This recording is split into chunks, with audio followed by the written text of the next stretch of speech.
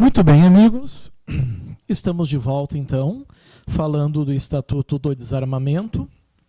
Estamos no bloco 4, onde nós estamos trabalhando os crimes e as penas, os crimes em espécie.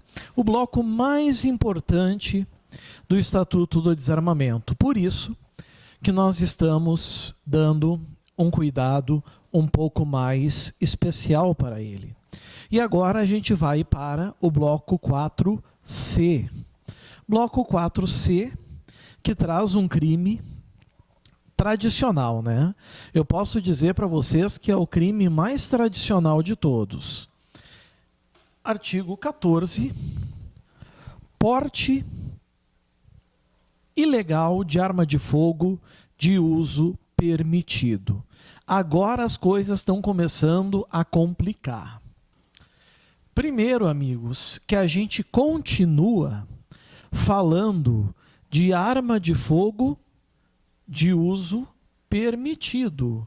Ou seja, as armas de fogo que podem ser usadas pelas pessoas físicas. Certo? Então, esse crime, ele se limita às armas de fogo de uso permitido. Pessoa física. É a primeira coisa que a gente tem que saber. Ok? Assim como a gente viu no artigo 12, que era posse irregular de arma de fogo de uso permitido, agora não é posse, é porte ilegal de arma de fogo de uso permitido. Vamos primeiro fazer a leitura do tipo penal. A gente sempre começa assim, porque dessa forma fica tudo mais fácil, a gente se situa em terra firme. Artigo 14. Portar, deter, adquirir, fornecer, receber, ter em depósito, transportar, ceder, ainda que gratuitamente, emprestar, remeter, empregar, manter sob guarda ou ocultar arma de fogo, acessório ou munição de uso permitido, sem autorização e em desacordo com determinação legal ou regulamentar. A pena: reclusão de 2 a 4 anos e multa. Parágrafo único. O crime previsto nesse artigo é inafiançável, salvo quando a arma de fogo estiver registrada em nome do agente. Pessoal, vamos começar falando da pena. Finalmente, a gente está diante de uma pena privativa de liberdade que não é detenção. O artigo 12 era a detenção, lembram? O artigo 13 era a detenção. O artigo 14, ele já fala de reclusão, por ser um crime de maior gravidade, certo? Por ser um crime de maior gravidade, vai ser reclusão. E os crimes apenados com reclusão têm realmente um rigor maior quando o réu é condenado para o cumprimento da pena. Ok? A pena mínima é de 2 anos. A pena máxima é de 4. Então, nós estamos diante aqui, meus amigos, de um crime de elevado potencial ofensivo. Ou seja, aqui não se aplica nada da Lei 9.099 de 95. Nada. Certo? Não se aplica nada da Lei 9.099 de 95. Porque a pena máxima ultrapassa 2 anos, então não admite transação penal. A pena mínima ultrapassa 1 ano, então eu já estou adiantando, não admite suspensão condicional do processo. Certo? Isso eu já quero resolver com vocês agora. Já está resolvido isso. Benefícios despenalizadores, aqui eles não são aplicados. Bom, Meus amigos, a objetividade jurídica, qual é o bem jurídico atingido? É a coletividade, né? É a coletividade porque portar armas sem autorização legal ou regulamentar coloca em risco a segurança, a integridade física, e não só a integridade física, mas também integridade patrimonial das pessoas, certo? Então é importante a gente tomar esse cuidado, tá? A objetividade é a incolumidade pública. A coletividade não é uma pessoa individual, uma vítima em específico. Sujeito ativo, pessoal. Sujeito ativo.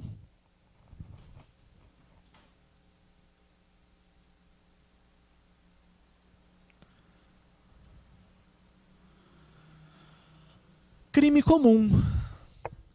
Ou seja, não demanda uma qualidade especial do sujeito ativo. Qualquer pessoa pode cometer, qualquer pessoa pode praticar. Certo? Qualquer indivíduo. Agora cuidem, muito cuidado. Já vou adiantar uma coisa. Se quem cometer esse crime, olhem bem o que eu vou falar, porque eu não vou lá, eu presumo que vocês estejam com a legislação do lado de vocês, sempre. Se quem cometeu esse crime forem alguma daquelas pessoas dos artigos 6º, 7º e 8º do Estatuto do Desarmamento, certo? Se forem as pessoas do artigo 6º, 7º e 8º, a pena é aumentada de metade. Então o juiz primeiro vai pegar dos dois, vai ficar de metade, vai ficar 3 a 6. Certo? 3 a 6. Essa vai ficar a pena se for alguma daquelas pessoas dos artigos 6º, 7º e 8º. Eu vou acabar ainda repetindo isso, certo? No fim da fatia dos blocos. Mas, por enquanto, eu já quero que vocês vão memorizando isso, certo? Isso é muito importante, certo? Sujeito passivo, então, é a coletividade, como eu já disse para vocês. Lembrando também, pessoal, que esse crime é um crime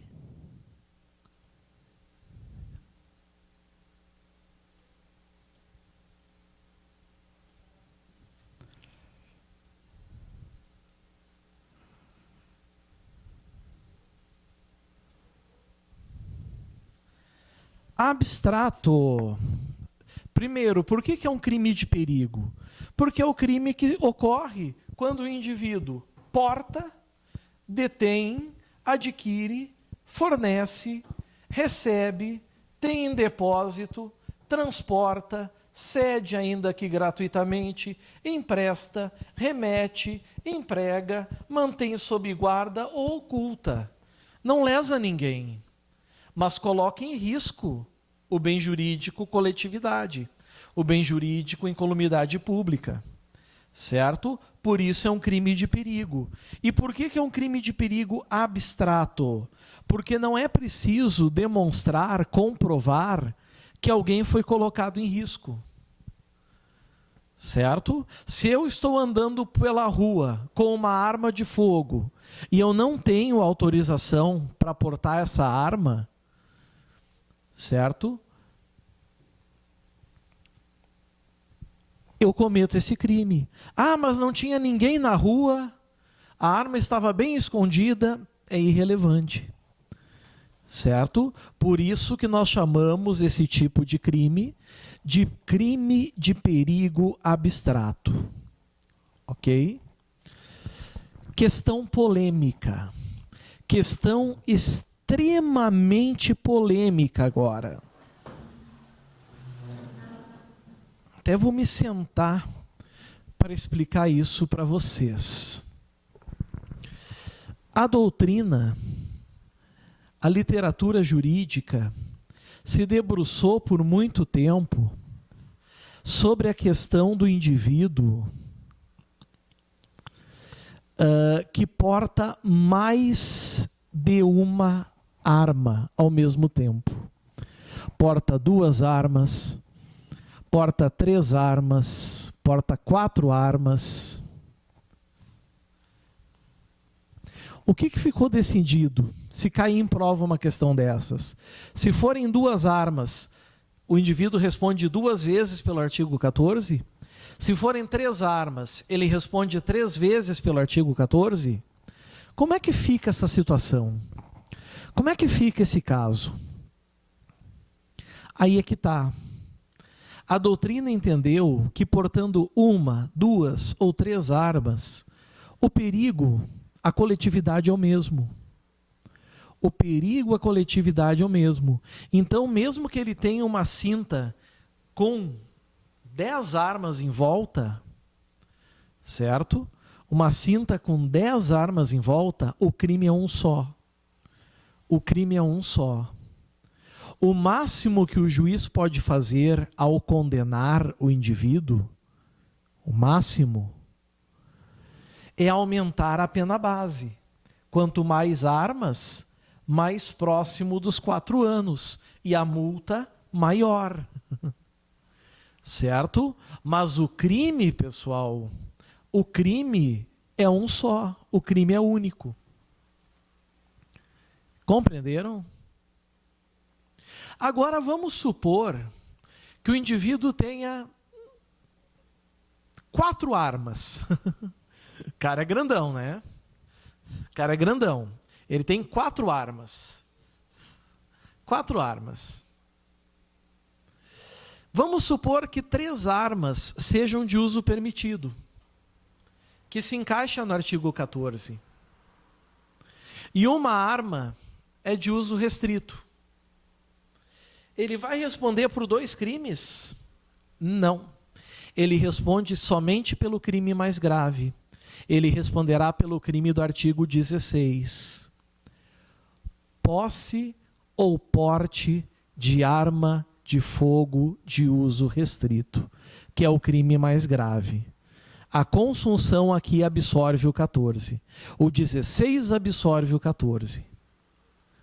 Certo? O mesmo vale se o indivíduo tiver uma arma de uso permitido, calibre 38, certo? E calibre diferente. Ou seja, munição diferente.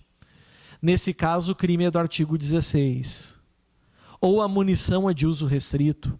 O crime é do artigo 16 também. É o crime mais grave também.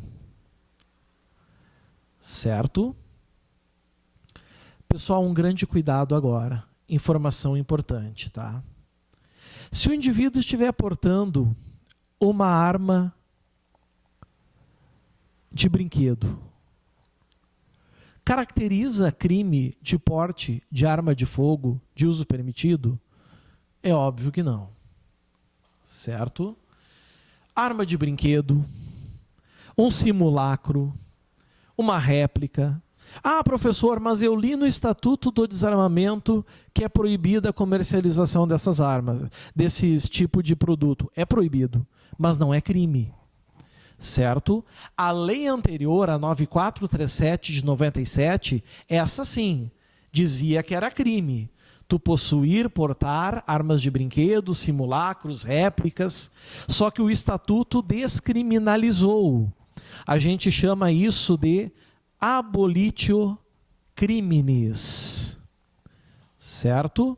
Ou seja, houve uma descriminalização. Quem estava cumprindo pena em 97 por esse crime, com o surgimento do Estatuto do Desarmamento, foi colocado em liberdade. E é como se nunca tivesse cometido crime, é como se nunca tivesse cometido delito algum. Viram que interessante? Muito cuidado quanto a isso também. Certo? Outro cuidado. O crime é de perigo abstrato, Mas antes de ser abstrato, o crime tem que ser de perigo. O que isso quer dizer? Ele tem que gerar perigo. Concordam comigo? Ele tem que gerar um perigo, uma ameaça de lesão. Então, armas, por exemplo, obsoletas, que já não tem mais como efetuar disparos, uma arma quebrada, uma arma totalmente desmontada que não tem como remontar, isso não caracteriza o crime do artigo 14. Não caracteriza o crime do artigo 14, não tem como caracterizar. Isso quer dizer o quê, pessoal? Isso quer dizer que, para existir o crime do artigo 14, essa arma de fogo aqui tem que possuir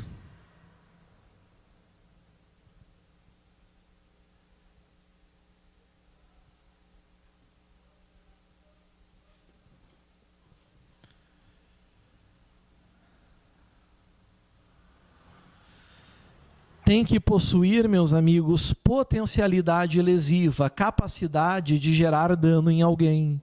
Arma obsoleta, arma quebrada, arma desmontada não tem. Tanto que é por isso, certo, que o Estatuto do Desarmamento exige o quê? Não lembro se é o artigo 15. Perícia nas armas de fogo. Exige perícia. E exige perícia exatamente para conferir se esse perigo existe. Ok? Polêmica.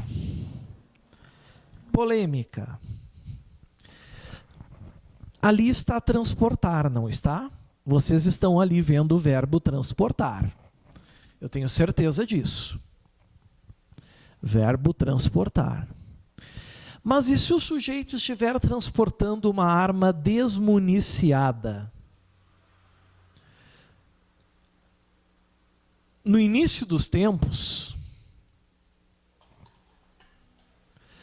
transportar uma arma desmuniciada era uma contravenção penal. Certo? Depois, pessoal, passou a ser crime com a Lei 9437 de 97. Mas a doutrina chiou, dizendo que uma arma desmuniciada não tem a capacidade lesiva. O que eu vou fazer com uma arma de fogo desmuniciada? E aí se discutiu muito isso. Até que se chegou à conclusão que isso não tem sentido, porque o raciocínio era pobre. As pessoas pensam que uma arma ela só serve para matar, atingir um único bem jurídico, mas não. Uma arma serve, por exemplo, para intimidar alguém num crime de roubo, ou para ameaçar alguém num crime de ameaça. Então é evidente que a arma, transportar uma arma desmuniciada, caracteriza sim crime. E hoje, com o Estatuto do Desarmamento, isso se resolveu. Porque diz ali ainda, transportar arma de fogo, acessório ou munição. Então, se eu transportar só munição, já é o crime do artigo 14? Transportar só a arma desmuniciada também é. E o Procurador-Geral da República deu uma assim, ó, no zóio dos caras. Disseram, olha, se vocês ficar com esse raciocínio ridículo, imagine um transporte de grande armamento que só por tu não ter munição não seria crime. Compreenderam a questão, pessoal? Então, a arma desmuniciada, ela caracteriza, sim, o crime do artigo 14 do Código do Estatuto do Desarmamento.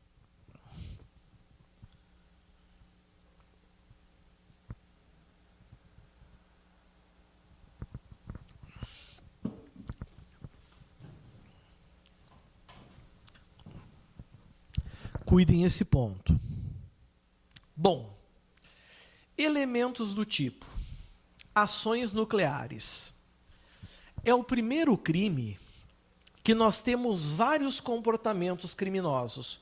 Muita gente pensa que o crime de porte de arma de fogo, de uso permitido, é só portar a arma, sair com a arma de casa, da bandinha, ó, sente o cano. Não é só isso. Como vocês estão vendo ali, é portar, é deter, é até adquirir. Adquirir é porte ilegal de arma de fogo. Fornecer, receber, ter em depósito, transportar, ceder ainda gratuitamente, emprestar, remeter, empregar, manter sob guarda ou ocultar. É 1, 2, 3, 4, 5, 6, 7, 8, 9, 10, 11, 12, 13, 14 verbos, meus amigos. São 14 formas de cometer o crime de porte ilegal de arma de fogo. 14 maneiras. E aí eu já vou dar a informação para vocês. Nós estamos diante de um crime, na tua prova pode aparecer, crime de ação múltipla, que como sinônimo,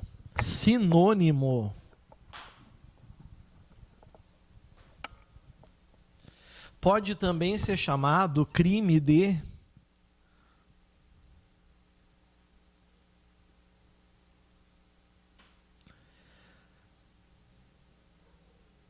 conteúdo variado. Ou ainda, na tua prova pode aparecer, e são tudo sinônimos, TPMA, tipo penal misto alternativo. Tipo penal misto alternativo. O que isso quer dizer, pessoal? Certo? Tipo penal misto alternativo, crime de ação múltipla, crime de conteúdo variado. Isso quer dizer o seguinte, que se o sujeito praticar mais de um verbo, mais de um comportamento, o crime é um só. Certo? Essas vírgulas vocês lêem como um ou. Portar, ou deter, ou adquirir, ou fornecer, ou receber, ou ter em depósito. Então, se o indivíduo, por exemplo, pessoal, adquire, certo? Depois ele guarda em depósito, e depois ele ainda, ele adquire, recebe, coloca em depósito e empresta, cometeu 4 verbos, mas o crime é um só. Certo? O crime é um só. Ele pode praticar o número máximo de verbos que tiver aqui. O crime é único. Compreenderam isso? Então, cuidado, pessoal, com esse detalhe, porque isso já caiu muito em prova. Tá? Uma lembrancinha, que nunca faz mal para ninguém, né? Portar a arma de uso permitido na residência sem registro, porque ali fala porte, né? Portar na residência sem registro é o artigo 12, não é o 14. Tá? Portar a arma de uso permitido fora da residência, sem autorização para isso, e mesmo que seja registrada, é o 14. Conseguiram compreender isso? Portar a arma sem o registro dentro de casa ou local de trabalho, artigo 12. Portar a arma fora da residência ou local de trabalho, certo? Sem autorização, e mesmo que seja registrada, é esse crime aqui. É o crime do artigo 14. Tá? Agora, cuidado para a tua prova.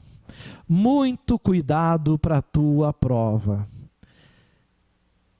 Tanto o crime do artigo 12 quanto o crime do artigo 14 são de armas de fogo de uso permitido. Se a arma for de uso restrito, não importa se é posse ou se é porte, se é no interior da residência ou não é, o crime vai ser o do artigo 16, que é o mais grave. Se a arma é de uso restrito, ou seja, de uso exclusivo das Forças Armadas, o crime é do artigo 16. Cuidem esse detalhezinho também, porque pode marcar a presença na prova de vocês. Uma polêmica doutrinária que a gente tem que resolver agora. Imaginem um sujeito que oculta, tá? Que oculta a arma de outra pessoa que foi utilizada em um crime. Parcela da doutrina dizia que o crime desse indivíduo era favorecimento pessoal. Crime lá do artigo 348 do Código Penal. Não prevalece. O crime é porte ilegal de arma de fogo, tá? Porque é mais grave. O crime mais grave, ele sempre vai prevalecer sobre o crime menos grave. Então, cuidado também com essa dica. Dica de ouro, dica importante. Outra dica. Vocês lembram que eu falei lá do artigo 12 que os tribunais superiores agora estão admitindo a atipicidade material pelo princípio da insignificância quando há pouca quantidade de munição? Perfeito. Isso vale para o 12, no interior da residência ou local de trabalho. Para o porte, para o artigo 14, não se aplica o princípio da insignificância. Questão boa para cair em prova, né? Não se aplica o princípio da insignificância ao porte de munição. Cuidem isso. Cuidem isso pela importância que tem. Certo, pessoal? Mesmo que seja uma munição tu portando sem autorização, já é crime do artigo 14. Lembrem que algumas pessoas podem portar arma de fogo, né? Nós temos membros da magistratura, do MP, auditores da Receita, nós temos as questões da caça para subsistência, nós temos os desportistas, nós temos os magistrados, pessoal das Forças Armadas. Então, existe uma série de pessoas. Por isso que a gente sempre tem que cuidar quando diz ali, em desacordo com determinação legal ou regulamentar. Se estiver de acordo, não vai haver o crime do artigo 14. Certo? Lembrando que também a Lei Maria da Penha pode restringir o porte de arma, certo? E se o sujeito violar, comete o crime do artigo 14, sem prejuízo do crime também de descumprimento de medida protetiva da Lei Maria da Penha. Certo? Cuidem esse detalhe. Consumação. Que momento esse crime se consuma?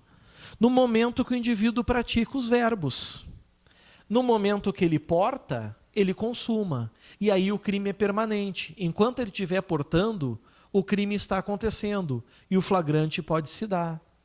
Deter, no momento que deteve, consumou. E aí é instantâneo. Adquirir é instantâneo.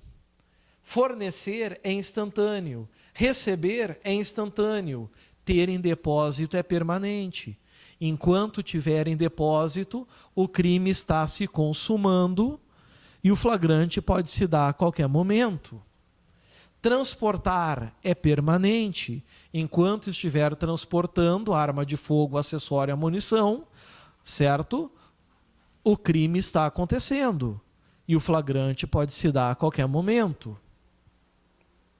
Ceder é instantâneo.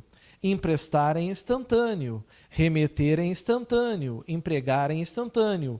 Manter sob sua guarda é permanente. Enquanto ele manter sob guarda, o crime está se consumando. Ocultar arma de fogo é permanente. Enquanto deixar ocultada, está se consumando. Certo? Tentativa é possível? Claro. O sujeito tenta, por exemplo, adquirir e não consegue por circunstâncias alheias à sua vontade. Ele responderá por tentativa de porte ilegal de arma de fogo de uso permitido. Viram que bacana? Bom, absorção e concurso. Pessoal, assim, ó. Firmou-se o entendimento. Tá? Prestem muita atenção no que eu vou falar, porque isso já caiu bastante em prova. Nós já estamos na parte final dessa fatia do bloco, do crime do artigo 14. Firmou-se o entendimento de que o crime de porte ilegal de arma de fogo, ele é absorvido quando o indivíduo pratica ele com o fim único e exclusivo de cometer outro crime, outra infração penal. Por exemplo, tá? O sujeito vai em casa, pega a arma, sai de casa com ela para matar um desafeto e mata ele. Em tese, esse indivíduo cometeu 2 crimes. O porte ilegal de arma de fogo e o homicídio. Só que ele responderá apenas pelo homicídio, porque o porte ilegal de arma de fogo foi o meio utilizado para alcançar a morte da vítima. É o que nós chamamos de princípio da consunção.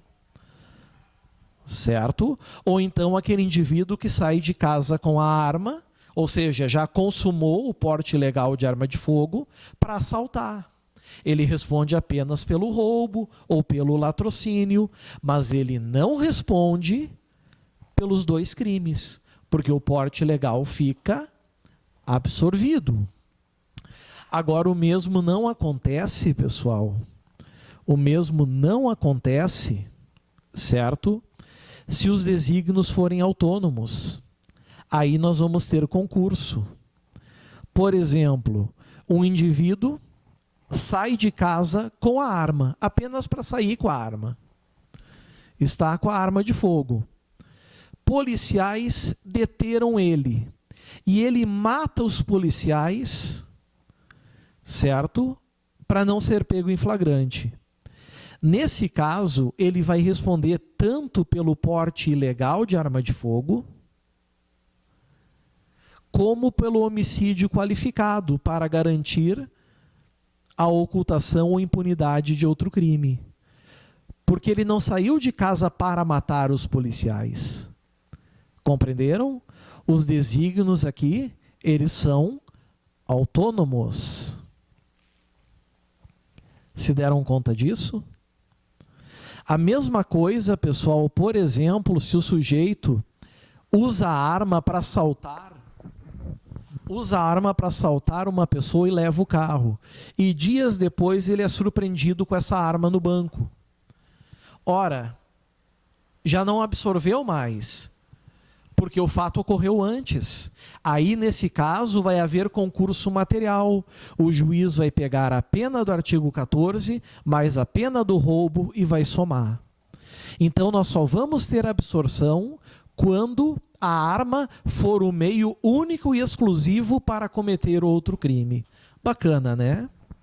Professor, e quando há o crime de receptação? Por exemplo,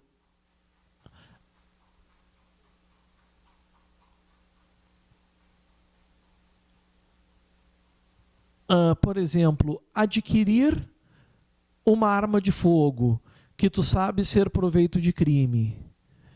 Fica absorvido o porte ilegal de arma de fogo?